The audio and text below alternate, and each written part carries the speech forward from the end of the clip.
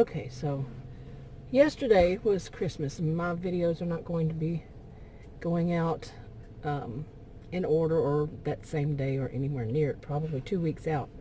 But anyway, yesterday was Christmas, and I'm doing this series and on my story, my my life, and with dysfunctional family, narcissistic abuse, as people call it these days. I just call it abuse, and so on. Well, this one, the reason I mentioned it yesterday was Christmas was because it brought about this memory. And I cannot even say when it happened, what year it happened. I don't even know how old I was. I'm thinking I was in my 40s, maybe mid 40s when this happened. And it could have been earlier, as much as I remember, because it's like flashbacks, but only certain parts of it. Okay. This stuff is like this. I remember that I was in a hotel and I was alone, and it was in, I know what town it was. I'm not going to name, it's a city, a small city, not anywhere near where I live now.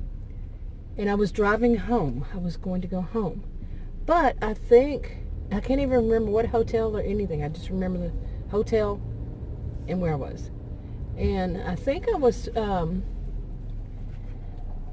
planning on coming back to the Dallas area.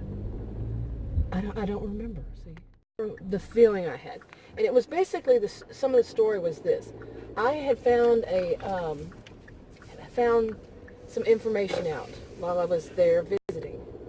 Okay, and I'm not going to name names and point out anybody who's still alive. So I'm going to have to do it in kind of this way, which I really don't like doing this way, but I'm good at it at this point. Maybe not good at it, but I know how to do it. And basically, I found receipts, what people call these days receipts. Receipts for, proof that certain things were going on, and actually had the papers in my hand, proof, that kind of proof. And I knew what they meant, but I also knew that going to like police or something like that, I don't even know, it wasn't the police that I would have gone to, but I knew that wasn't going to be enough. And you know how that is? That's bad, but that's how things happen sometimes. And it would have taken a lot of, a lot to just show this as proof, even though I knew it was proof of really bad things happening. And like I said, it's hard to say that because it's not something I could just go to the police and say, hey, this is going on. It more was something that would tell me that these are people who are like sociopaths or psychopaths, the kind that would calculate, and it's a group, some would just say, it's not even group narcissism, that's a totally different thing. But just, they knew what they were doing, and yeah. And it scared me. I'm going to put it that way. It's frightened me. I don't want to be associated with these people anymore. That was the feeling that I wanted to, and I'm going to laugh about this because now I think it's kind of funny how I was thinking, but not really. Put myself in a witness protection program, it's something. See, like I said, it was a thought. It was just, I need to get away. I need to go and get away from this kind of thing. And this is the best time for me to do it. I don't have any ties that would keep me there. I just need to get out of there and go and start a new life somewhere. Of course, I know that some people would find me. I would be a missing person. The police would find me, and because I would be working and using my Social Security and all that. But that was okay. I had already put the whole story in my head that I would tell them, the police, that no, I don't want them knowing where I am. I don't want them knowing anything about me, if I'm dead or alive, nothing like that. It was, like I said, I don't even really remember how old I was and all that. But it was something that I shouldn't laugh at, because it was something so serious and so frightening to me and I knew that I was there and had no way to, even with proof, I couldn't show proof. That is a really bad situation to be in. When you know what it means, but would anybody else, and would it be enough, and would it be, would they even take you seriously, and it was something very serious. Yeah. try to clear that up. I'm not going to give the exact thing, just for the record, I'm not. But say that somebody makes an indirect threat to you. Indirect, that's something that if you went to the police, they'd say it has to be a direct threat. Some of them, okay, to be taken seriously.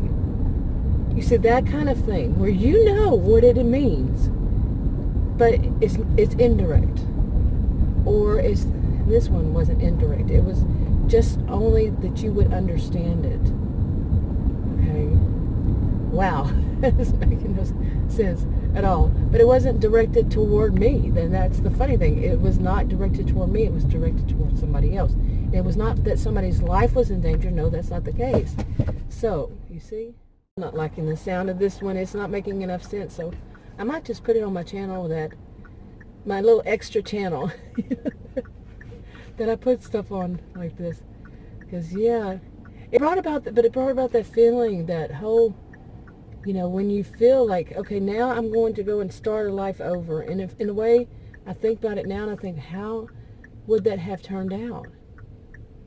Of course I'll never know. And of course it could have been worse. And of course, there's so many of courses. Somebody would find me and then they would, it'd be the whole thing. But it was a time when I felt like I wasn't with Adam at the time. I do have that feeling that I wasn't with Adam at the time. But I think that the people that were around me, they were just, too much of the narcissistic-histrionic blend that I talk about. Yeah, so it was like, I don't need these people in my life. I don't want these people in my life, and I'm tired of this kind of person in my life. And maybe if I got away from them and moved off to somewhere else, a small town somewhere, and find a good small town somewhere. Is there anything like that anymore? I don't know.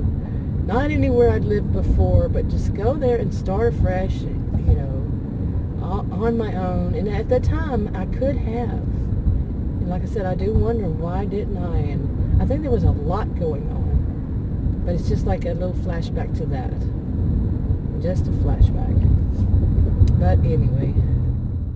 But one of the main things to me then was just to get away from all the people from my past. Now, some people know how that is, that if you're around people that are just bad, and that every time you turn around, it's like more and more people. You go to a job and you see bad people. And it's not you being paranoid or anything like that. It's that they're bad people, really. That you got receipts. Proof. Seriously. I mean, it doesn't matter. I remember I worked at a director job, and a woman she was a caregiver. It was at a senior living community. She'd made a threat. She said, ma'am, you're going to run across someone that's not going to like you. Or some crap like that. She was real big. And, it was just disgusting. You're working somewhere, like I worked at one place, more than one place really.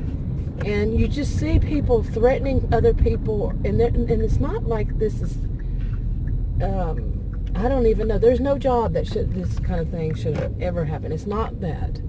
No job should be that way. But I have seen these. There were people threatening other people like it's just, it's just like, okay. No, it's not okay. I've heard people tell stories about it too. Like I said, to me, they're the narcissistic-histrionic blend. But anyway, this video didn't come out, so I'll probably put it on the channel. So if you're wondering why was she saying this about a series, that's the reason. It's not on this channel. Talk to you on another video.